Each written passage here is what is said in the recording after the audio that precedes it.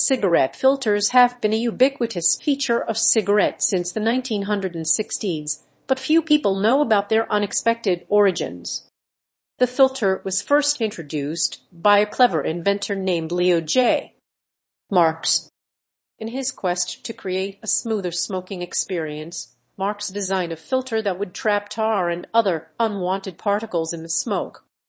Marx's innovative design used a combination of cellulose acetate and cotton to create a porous material that could capture the impurities in cigarette smoke. This technology was initially intended for use in surgical masks and other medical applications, but it soon found its way into cigarettes. At first, cigarette manufacturers were skeptical about the benefits of filters. They were concerned that the added weight and expense would drive up production costs and reduce profit margins. However, as the dangers of secondhand smoke became more widely acknowledged, cigarette companies began to see the value in including filters. The introduction of filters marked a turning point in the history of cigarettes.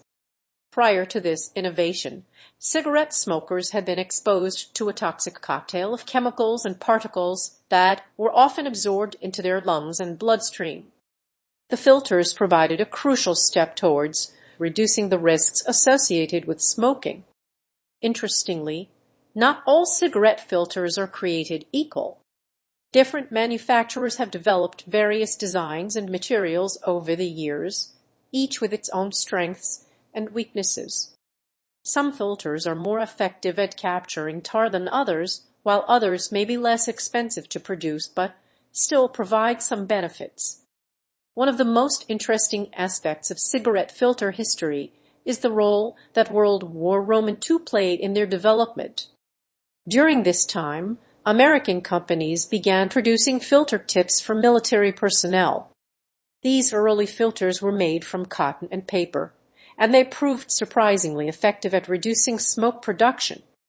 In recent years, there has been a growing trend towards lighter cigarettes with fewer filters or alternative technologies. While these products may be seen as healthier options by some consumers, many experts argue that they still pose significant health risks. Despite the many benefits of cigarette filters, it's worth noting that their presence does not necessarily mean a cigarette is healthy to smoke. The vast majority of tobacco-related illnesses are caused by combustible cigarettes, regardless of whether they have filters. Overall, the story of cigarette filters is a fascinating example of innovation and adaptation in the world of tobacco products.